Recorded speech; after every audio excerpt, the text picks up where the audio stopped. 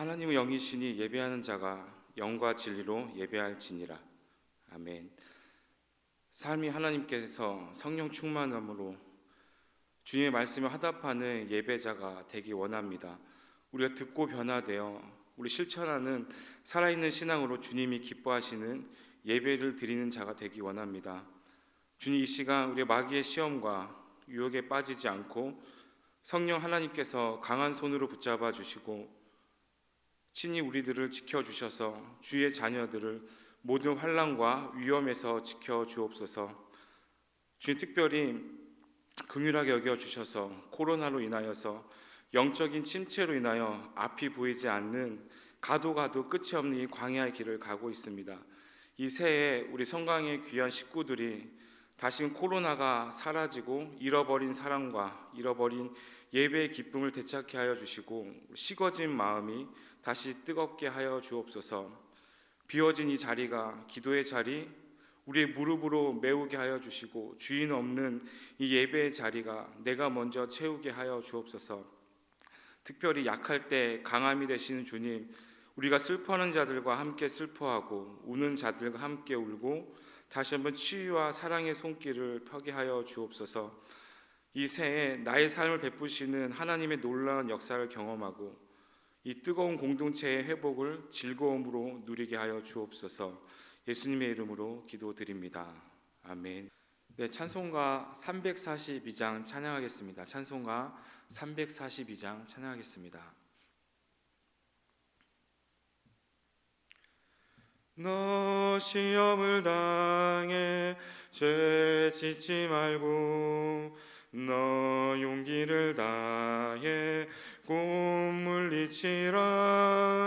너 시험을 이겨 새 힘을 얻고 주 예수를 믿어 늘 승리하라. 우리 구주의 힘과 그의 위로를 빌라. 주님 내 편에 서서 항상 도우시리. 내 친구를 삼가 잘 선택하고 너 언행을 삼가 늘 조심하라. 너 열심을 다해 늘 충성하고 온 정성을 다해 주 봉사하라. 우리 구주의 힘과 그의 위로를 빌라. 주님 내 편에 서서 항상 도우시리.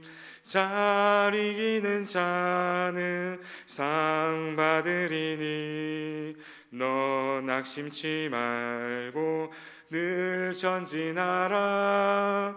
내 구세주 예수 힘 주시리니 주 예수를 믿어 늘 승리하라. 우리 구주의 힘과 그의 위로를 빌라. 주님 내 편에 서서 항상 도우시리.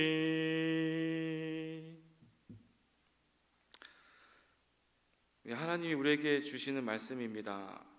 우리 사도행전 2장 14절에서 21절입니다. 하나님 우리에게 주시는 말씀은 사도행전 2장 14절에서 21절 말씀입니다. 받들어 봉독하겠습니다. 베드로가 11사도와 함께 서서 소리를 높여 이르되 유대인들과 예루살렘에 사는 모든 사람들아, 이 일로 너희로 알게 할 것이니 내 말에 귀를 기울이라. 때가 제3시니 너희 생각과 같이 이 사람들이 취한 것이 아니라 이는 곧 선지자 요엘을 통하여 말씀하신 것이니 일렀으되 하나님 말씀하시기를 말세에 내가 내 영을 모든 육체에 부어주리니 너의 자녀들은 예언할 것이요 너의 젊은이들은 환상을 보고 너의 늙은이들은 꿈을 꾸리라. 그때 내가 내 영을 내 남종과 여종들에게 부어주리니 그들이 예언할 것이요 또 내가 위로 하늘에서는 기사를 아래로 땅에서는 징조를 베풀리니 곧 피와 불과 연기로다.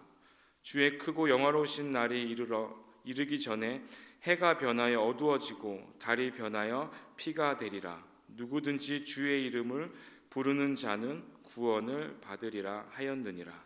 아멘. 누구든지 주의 이름을 부르는 자는 은혜를 입습니다. 각기 다른 언어로 말하던 이 제자들은 그 모습을 보고 회중들은 두려워합니다. 혼란스러워하며 그들은 술에 취하였다라고 확정합니다.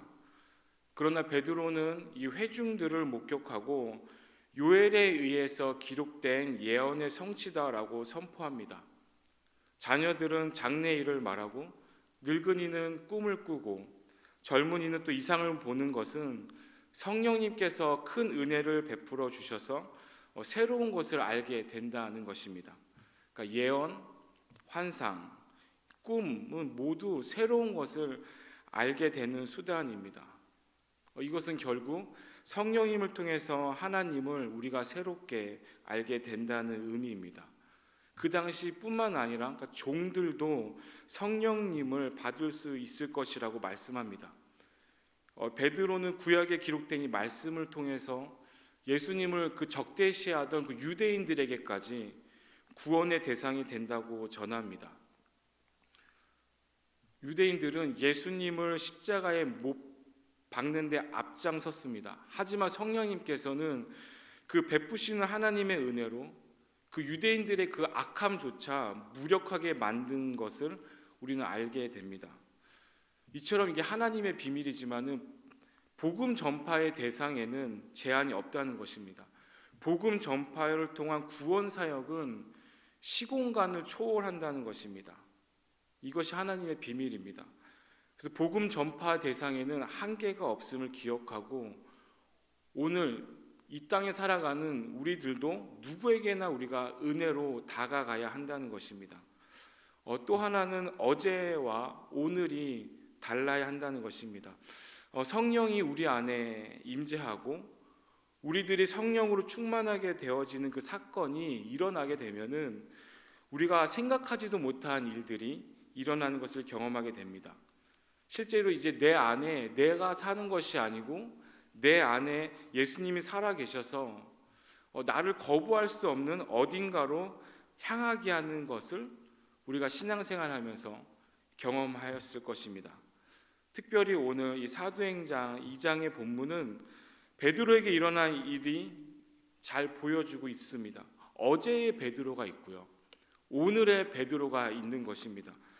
어제의 베드로와 오늘의 베드로가 완전히 다른 사람으로 살아갑니다. 다른 사람이 들 정도로 착각이 들 정도로 너무 많이 변해버린 이 베드로의 모습을 우리는 보게 됩니다. 성령이 임하면 성령으로 충만해지면 그 상황을 본 사람들은 그 모습을 바라보면서 당연히 당황했을 것입니다. 어찌된 일인지 놀라워했고요. 어찌된 일인지 어떤 이들은 조롱을 하고 술에 취했다라고 확정을 했습니다. 이런 사람들의 반응 앞에서 성령을 체험한 사람들은 또한 설명을 하지 못합니다. 성령을 체험한 사람들은 이렇게 신기해하는 그 사람들한테 이것으로 설명해 줄 수가 없습니다. 왜냐하면 그 자신들 또한 이 한 번도 경험해 보지 못했던 성령을 체험했기 때문입니다. 설명이 가능한 일이 아니었기 때문입니다. 본문에서는 이때 베드로가 11 사도와 같이 일어서서 소리를 높여서 자신들에게 일어난 일에 대해서 설명을 합니다. 구약의 요엘의 말씀을 인용해서 설명해 주고 있습니다. 지금껏 단 한 번도 없었던, 보지 못했던 그런 베드로의 그런 모습입니다. 어제 베드로가 예수님을 부인을 했지만 그 모습은 온데간데가 없이 사라져 버리고 어느샌가 완전히 새로운 인물로서 베드로가 바뀌었다는 것입니다. 그에게 성령이 임하고 성령으로 충만하게 되어지자 그는 완전히 다른 사람이 되었습니다. 베드로는 지금의 이 상황에 대해서 이 모습은 이제 그 사람들에게, 백성들에게 술에 취한 상황이 아니다. 성령이 임하여지면은 일어나게 될 이름이다라고 이야기를 하고 있습니다. 성령으로 충만하게 되어진 상황에서 일어난 이름을 자세하게 이야기하면서 모여있는 자들에게 이 요엘 선지자가 선포했던 말씀을 인용하면서 이 말씀은 이미 우리에게 구약의 말씀에서 우리에게 예언했던 예정된 이름을 일러주고 있습니다. 이미 이야기했던 그 이들은 구속사의 그 스토리인데요, 하나님은 그의 백성이 죄의 길에 걸었음에도 불구하고 다시 여호와께로 돌아온다면은 그 후에 만민에게 영을 부어 주신다라는 구약의 그 예언, 그 성취를 인용하고 있는 것입니다.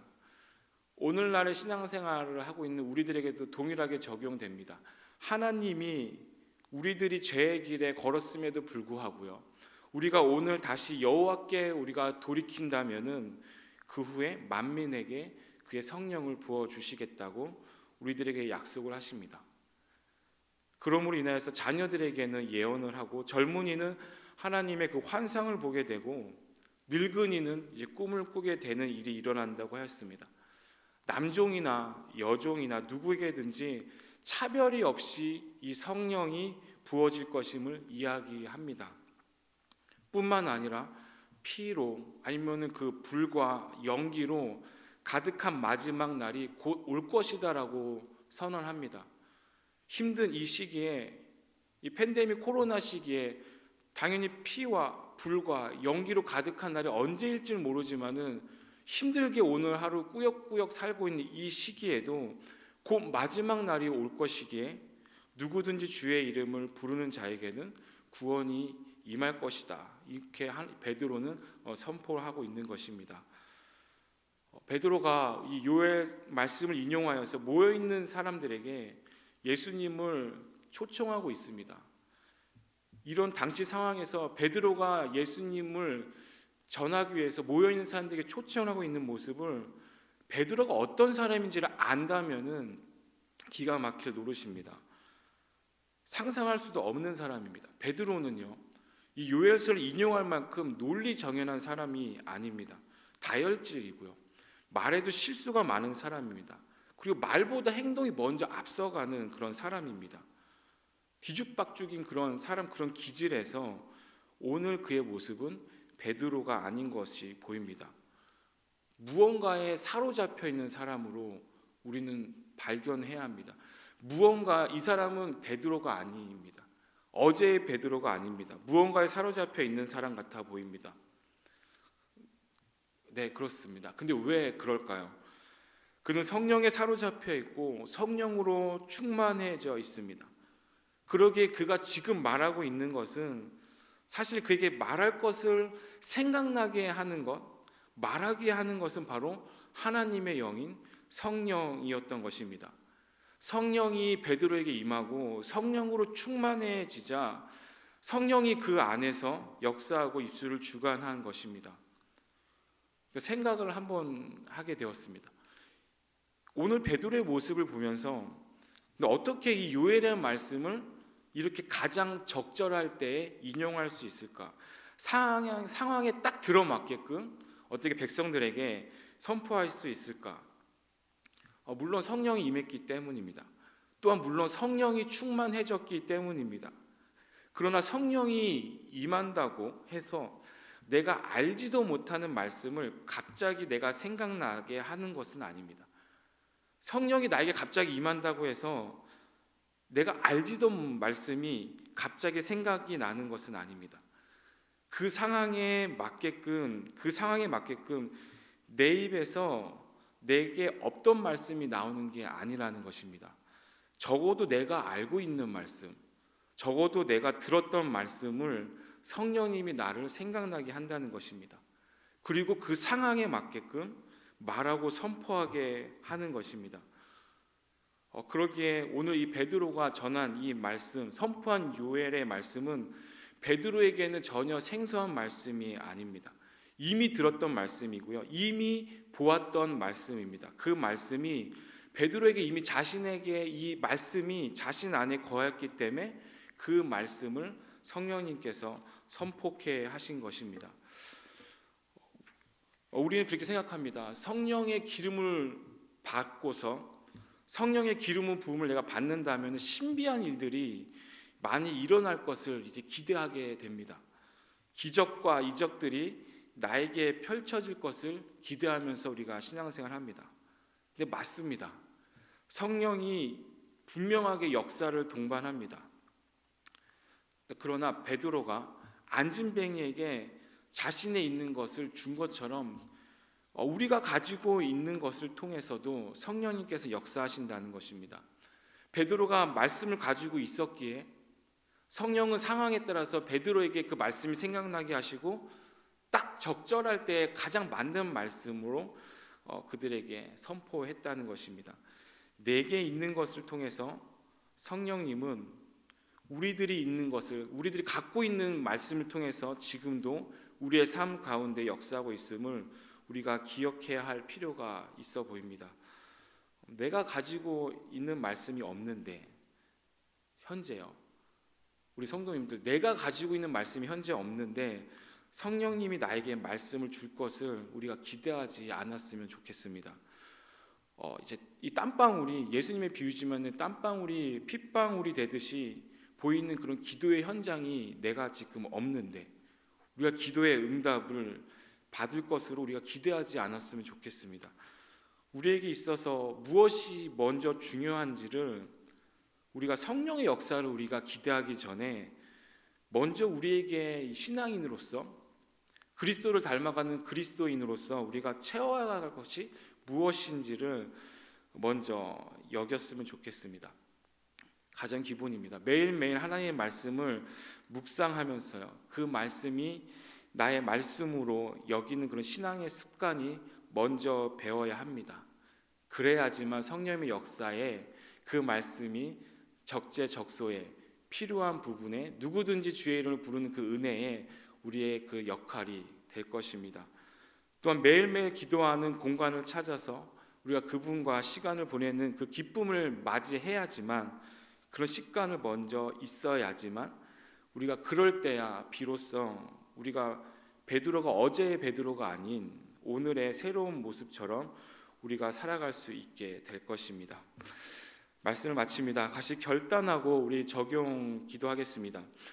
혹 내가 복음을 전하기에 우리가 어려워하거나 꺼려지는 사람이 누가 있습니까? 이 말씀처럼 주의 이름을 부르면 누구든지 구원을 얻는다고 하였는데 누구에게나 우리가 은혜를 베풀면서 하나님의 마음을 생각하며 내가 결단해야 할 것은 무엇입니까? 또한 성령의 역사를 우리가 기대하기 전에 먼저 하나님의 말씀을 묵상하며 그분과 시간을 보내는 것을 우리가 기쁨을 여기는 그런 신앙의 습관이 되기를 바랍니다. 또 한 가지는 병상 중에 있는 우리 환우들 위해서 기도합니다. 말씀에처럼 믿음의 기도는 병든 자를 구원한다고, 주님께서 그를 일으켜 세워주신다고, 항상 이 성강 예배 터를 이 예배전에 나와서 항상 예배드리고 싶어하는 환우들이 있습니다. 그들의 마음을 헤아려 달라고, 치유해 달라고 같이 이 시간 통성으로 기도합니다. 하나님 아버지, 감사합니다. 부족한 종이 주의 말씀을 전했습니다. 두서없이 전했지만 주여 성령님께서 들리게 하여 주옵소서. 우리가 성령의 기름을 받을 때 신비한 일을, 기적을 체험하게 하여 주옵소서. 하지만 말씀이 또한 기도의 공간이, 그리고 찬양의 기도, 또 그 모든 그 순서마다 내 안에 내공이 주님 채워지게 하여 주옵소서. 하나님, 내가 복음을 전하는데 어려워하거나 꺼려지는 내 마음이 왜 그런지를 깨닫게 하여 주시고, 누구에게나 하나님 은혜를 베풀어 주시기는 그 하나님의 사역을 내가 가로막는 장애물이 되지 않게 하여 주옵소서. 성령님의 역사를 기대하기 전에 먼저 깨어있기 원합니다. 하나님의 말씀을 묵상하며 그분과 시간을 보내는 것을 기쁨으로 여기게 하여 주옵소서. 하나님, 우리 병상 중에 남아있는, 병상 중에 누워있는 그런 자들에서 기도합니다. 의인의 간구와 역사함이 크다고 말씀하신 주님, 하나님, 나는 믿고 의인으로서 또 예수님 채찍에 맞아 죽음으로써 나음을 얻었다는 고백처럼 하나님의 말씀을 주장하고 사랑하는 성공의 식구들이 건강하게 되기를 간구합니다. 영적으로 큰 회복이 있기를 간구합니다. 하나님, 예수님의 그 그리스도의 보혈을 적용하오니 하나님의 치료의 강성을 비춰주시고 급속한 치유가 곳곳에서 일어나게 하여 주옵소서. 그래서 희망의 스토리가, 치유의 그런 소망의 기적이 곳곳에서 일어나게 하여 주옵소서. 우리의 형편을 알아주시는 주님, 우리가 힘든 가운데 회복을 일으켜주시고 그 힘을 닿는 것이 어렵지만은 당연한 것이 아니라 기적 같은 은혜로 아버지 나아갈 수 있게 하여 주옵소서. 하나님 감사합니다. 오늘도 우리의 입술로 영적인 것을 말하게 하심을 감사합니다. 이 땅의 것에 우리가 매이지 말게 하여 주시고 성실하게 이 하루 살게 하여 주옵소서. 하나님의 소망을 가지고 살되 이 땅에서 참되게 살게 하여 주시고, 우리가 이 세상이 참 험난합니다. 어렵습니다. 이 표면의 파도를 바라보느라 또 저 깊은 곳에 하나님의 흐름을 놓치면서 살아가고 있습니다. 하나님의 은혜를 이 땅에서 임하게 하는 하나님의 자녀로 살게 해주시고 그 통로로 살게 하여 주옵소서. 나의 주 예수 그리스도의 이름으로 기도드립니다. 아멘. 우리 찬송가 438장 찬양하겠습니다. 찬송가 438장입니다.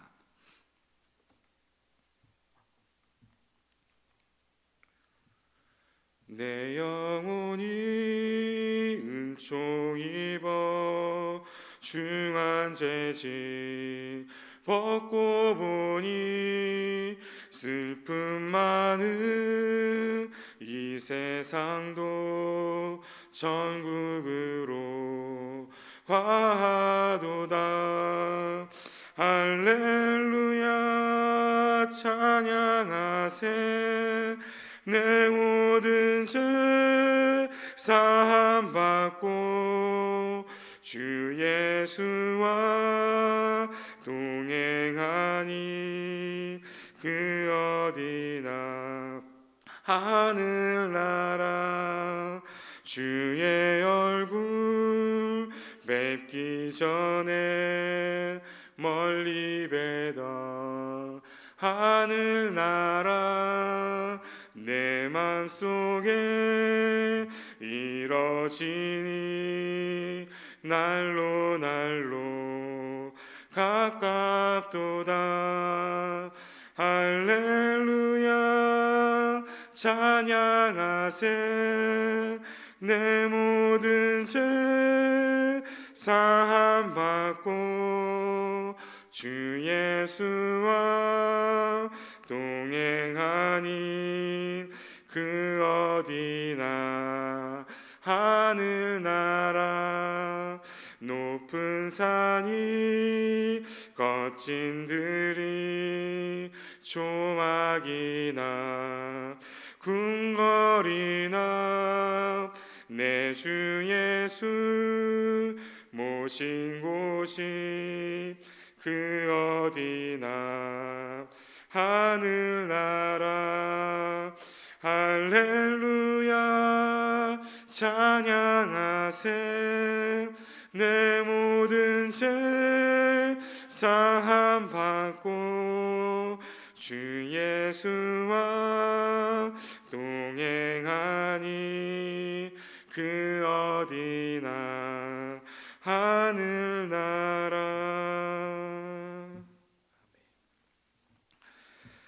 하늘에 계신 우리 아버지, 아버지의 이름을 거룩하게 하시며 아버지의 나라가 오게 하시며 아버지의 뜻이 하늘에서와 같이 땅에서 이루어지게 하소서. 오늘 우리에게 일용할 양식을 주시고 우리가 우리에게 잘못한 사람을 용서하여 준 것 같이 우리의 죄를 용서하여 주시고 우리를 시험에 빠지지 않게 하시고 악에서 구하소서. 나라와 권능과 영광이 영원히 아버지의 것입니다. 아멘.